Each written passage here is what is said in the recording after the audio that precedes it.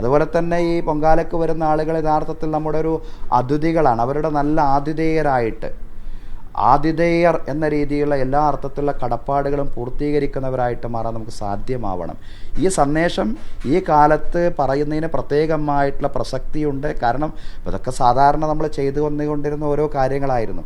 ഇന്നത് കൂടുതൽ ചർച്ച ചെയ്യുന്നു എന്ന് പറഞ്ഞാൽ ഇന്ന് സമൂഹത്തിനത് കൂടുതൽ ആവശ്യമാണ്, സമൂഹം അതിന് കൂടുതൽ ദാഹിക്കുന്നു എന്നാണ് പറഞ്ഞതിൻ്റെ അർത്ഥം. നമ്മുടെ ഇപ്പോഴത്തെ ഒരു സാഹചര്യം എന്ന് പറയുന്നത് കേരള സ്റ്റോറി പോലുള്ള ഫിലിമുകളൊക്കെ വളരെ വലിയൊരു ചർച്ചയായിക്കൊണ്ടിരിക്കുന്ന ഒരു കാലമാണ്.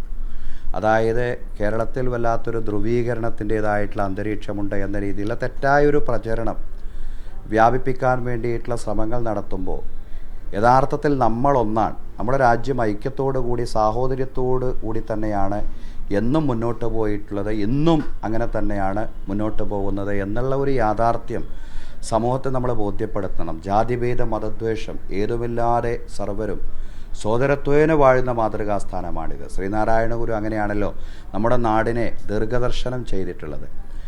അപ്പോൾ ആ ഒരു അർത്ഥത്തിൽ തന്നെയാണ് നമ്മുടെ നാട് എന്നും നിലനിൽക്കേണ്ടത്. അതിന് നമ്മൾ പ്രതിജ്ഞാബദ്ധമാണ്. ആ ഒരു അർത്ഥത്തിലാണ് ഇന്നലത്തെ ഒരു സംസാരവും നടന്നിട്ടുള്ളത്. ആറ്റുകാൽ പൊങ്കാല വരുമ്പോൾ എല്ലാ വർഷവും ഈ ഭക്തജനങ്ങളായിട്ടുള്ള സഹോദരിമാർ അവർക്ക് വിശ്രമിക്കാൻ വേണ്ടി, അതുപോലെ തന്നെ അവർക്ക് കുടിവെള്ളം, അവരും അവരുടെ കൂടെ കുറച്ച് കുട്ടികളൊക്കെ ഉണ്ടാവും, അവർക്ക് കുടിവെള്ളവും അതുപോലെ തന്നെ വിശ്രമവുമൊക്കെ സാധ്യമാവുന്നത് കാര്യമായിട്ട് അവർ ഈ പൊങ്കാലയിടുന്നതിൻ്റെ തൊട്ട് അടുത്തുള്ള വീടുകൾ, അതുപോലെ തന്നെ മസ്ജിദുകൾ, ചർച്ചുകൾ, അതുപോലുള്ള സ്ഥാപനങ്ങൾ, അവിടങ്ങളിലാണ് ഈ വിശ്രമമൊക്കെ നടക്കുന്നത്. അപ്പോൾ അത് റമളാനാവുമ്പോൾ ഇസ്ലാം മത വിശ്വാസികളെ സംബന്ധിച്ചിടത്തോളം പ്രത്യേകമായിട്ടുള്ളൊരു ഷെഡ്യൂളാണ്. സാധാരണ മാസങ്ങളിൽ നിന്ന് വ്യത്യസ്തമായി പ്രത്യേകമായിട്ടുള്ളൊരു ഷെഡ്യൂളാണ് റമളാനിലുള്ളത്.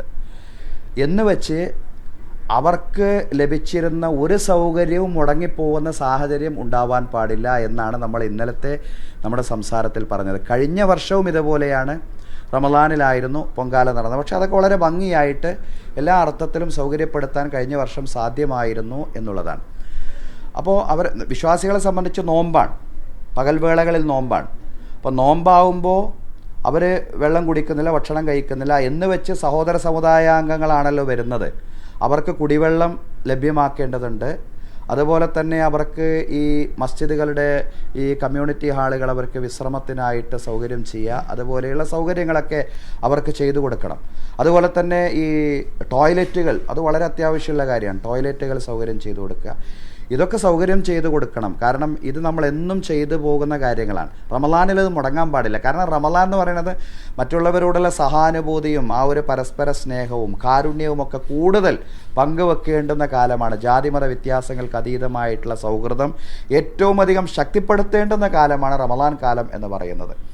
ആ ഒരു അർത്ഥത്തിൽ പൊങ്കാല വരുമ്പോൾ റമളാനെ അതിൻ്റെ ഒരു സൗഹൃദത്തിൻ്റെയും അതുപോലെ തന്നെ സാഹോദര്യത്തിൻ്റെയും പരസ്പര സ്നേഹത്തിൻ്റെതുമായ ആ സന്ദേശം പ്രായോഗികമായിട്ട് മറ്റുള്ളവർക്ക് അനുഭവപ്പെടാനുള്ള ഒരു അവസരമാക്കി നമ്മൾ മാറ്റണമെന്നാണ് പറഞ്ഞത്. ഈ കേരള സ്റ്റോറി എന്ന് പറയുന്ന ഒരു ചിത്രം നിലനിൽക്കുന്നു, ഭിന്നിപ്പിന്റെ രാഷ്ട്രീയം എന്ന് പറയുന്ന ദേശീയ തലത്തിൽ നിലനിൽക്കുന്ന ഒരു സാഹചര്യമാണുള്ളത്. അത്തരത്തിൽ കേരള സ്റ്റോറി റിലീസ് ചെയ്യുന്നത് ഇന്നാരും തന്നെ കാണാൻ തിയേറ്ററുകളിലൊന്നും തന്നെ ആളില്ല. ആ ട്രെയിലറിലുടനീളം നമ്മൾ കണ്ടതാണ് അതിനകത്തുള്ള ഒരു വിദ്വേഷം എന്താണെന്നുള്ളത്. അത്തരത്തിലുള്ള ഒരു സാഹചര്യത്തിൽ ഈ സന്ദേശം മുന്നോട്ട് വെക്കുമ്പോൾ നമ്മൾ ആ ഒരു ജുമാ നമസ്കാരത്തിന്റെ വേളയിലാണ് അങ്ങനെ ഒരു സന്ദേശം മുന്നോട്ട് വെച്ചത്. അതിനകത്തൊരു സാമൂഹികമായിട്ടുള്ള ഒരു കാഴ്ചപ്പാട് ഊന്നിയാണോ അത്തരത്തിലുള്ള ഒരു സന്ദേശം പറഞ്ഞത്? തീർച്ചയായും നമ്മൾ കേരള സ്റ്റോറി എന്ന് മാത്രമല്ല, ഈ അടുത്ത കാലത്ത് നമ്മൾ കണ്ടുകൊണ്ടിരിക്കുന്ന ഒറ്റപ്പെട്ട ചില ശ്രമങ്ങൾ, സമൂഹത്തിൽ ഭിന്നിപ്പ് വളർത്താനുള്ള ഒറ്റപ്പെട്ട ചില ശ്രമങ്ങൾ, അതിനെ നമ്മൾ കാണാതിരുന്നുകൂടാ. അതുകൊണ്ട് അതിനെ നമുക്ക് അതിജീവിക്കാൻ കഴിയണം. അതിനെ നമുക്ക് അതിജീവിക്കണമെങ്കിൽ നമ്മുടെ ഭരണഘടന, we the people of India, നമ്മൾ ഇന്ത്യയിലെ ജനങ്ങൾ എന്ന് പറഞ്ഞിട്ടാണല്ലോ നമ്മുടെ ഭരണഘടന തുടങ്ങുന്നത്. അതുകൊണ്ട് എല്ലാവർക്കും ഒരുമിച്ച് നിൽക്കാൻ സാധിക്കണം, ഒന്നിച്ച് നിൽക്കാൻ സാധിക്കണം. ഈ ആത്മീയ പ്രസ്ഥാനങ്ങളും യഥാർത്ഥത്തിൽ ഈ ഒന്നിപ്പിൻ്റെ സന്ദേശമാണ് പറയുന്നത്. വിശുദ്ധ ഖുർആൻ്റെ വലിയൊരു സന്ദേശം എന്ന് പറഞ്ഞാൽ ജനങ്ങളെ, നിശ്ചയം നാം നിങ്ങളെ സൃഷ്ടിച്ചിട്ടുള്ളത് ഒരേ ആണിൽ നിന്നും ഒരേ പെണ്ണിൽ നിന്നുമാണ്. അള്ളാഹു പറയാണ് ഒരേ ആണിൽ നിന്നും ഒരേ പെണ്ണിൽ നിന്നുമാണ്. നിങ്ങളുടെ മാതാവൊന്നാണ്, നിങ്ങളുടെ പിതാവൊന്നാണ്. പ്രവാചകൻ അതിന് വിശദീകരിച്ച് പറഞ്ഞു, നിങ്ങളെല്ലാവരും ആദാമിൽ നിന്നാണ്, ആദാമോ മണ്ണിൽ നിന്നാണ്. മനുഷ്യരെല്ലാവരും ഒന്നാണ് എന്നുള്ള സന്ദേശമാണ് യഥാർത്ഥത്തിൽ വിശുദ്ധ ഖുർആൻ അടക്കമുള്ള ആത്മീയ സന്ദേശങ്ങളും ലോകത്ത് വിളംബരം ചെയ്യുന്നത്. റമളാൻ എന്നൊക്കെ പറയുമ്പോൾ ഖുർആൻ്റെ വാർഷികാചരണ മാസമാണ്.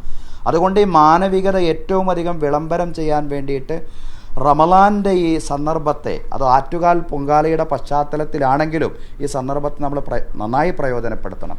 അതുപോലെ തന്നെ ഈ പൊങ്കാലയ്ക്ക് വരുന്ന ആളുകൾ യഥാർത്ഥത്തിൽ നമ്മുടെ ഒരു അതിഥികളാണ്. അവരുടെ നല്ല ആതിഥേയർ എന്ന രീതിയിലുള്ള എല്ലാ അർത്ഥത്തിലുള്ള കടപ്പാടുകളും പൂർത്തീകരിക്കുന്നവരായിട്ട് മാറാൻ നമുക്ക് സാധ്യമാവണം. ഈ സന്ദേശം ഈ കാലത്ത് പറയുന്നതിന് പ്രത്യേകമായിട്ടുള്ള പ്രസക്തിയുണ്ട്. കാരണം ഇതൊക്കെ സാധാരണ നമ്മൾ ചെയ്തു വന്നുകൊണ്ടിരുന്ന ഓരോ കാര്യങ്ങളായിരുന്നു. ഇന്നത് കൂടുതൽ ചർച്ച ചെയ്യുന്നു എന്ന് പറഞ്ഞാൽ ഇന്ന് സമൂഹത്തിനത് കൂടുതൽ ആവശ്യമാണ്, സമൂഹം അതിന് കൂടുതൽ ദാഹിക്കുന്നു എന്നാണ് പറഞ്ഞതിൻ്റെ അർത്ഥം. ഈ വൈറലായതിനു ശേഷം രാഷ്ട്രീയ നേതാക്കളോ മത നേതാക്കളോ അങ്ങനെ ആരെങ്കിലും ബന്ധപ്പെട്ടിരുന്നു, ഇതുമായി ബന്ധപ്പെട്ട് എന്തെങ്കിലും സംസാരിക്കുന്നതിന് ചെയ്തു? അത് പല ആളുകളും വിളിച്ചിരുന്നു. പല ആളുകളെ നമ്മുടെ നാട്ടിൽ നിന്നും വിദേശത്തു നിന്നൊക്കെ കുറേ ആൾക്കാരെ വിളിച്ചിരുന്നു നമ്മുടെ ഈ സംസാരം കേട്ടിട്ട്.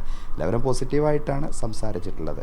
യഥാർത്ഥത്തിൽ ഇത്തരത്തിലുള്ള ഒരു ഐക്യത്തിൻ്റെതായ സന്ദേശങ്ങൾ നമ്മൾ ഇടയ്ക്കിടയ്ക്ക് നമ്മുടെ ജുമാ സന്ദേശങ്ങളിലും മറ്റും പറയണം എന്നുകൂടി എല്ലാവരും പങ്കുവച്ചിട്ടുമുണ്ട്.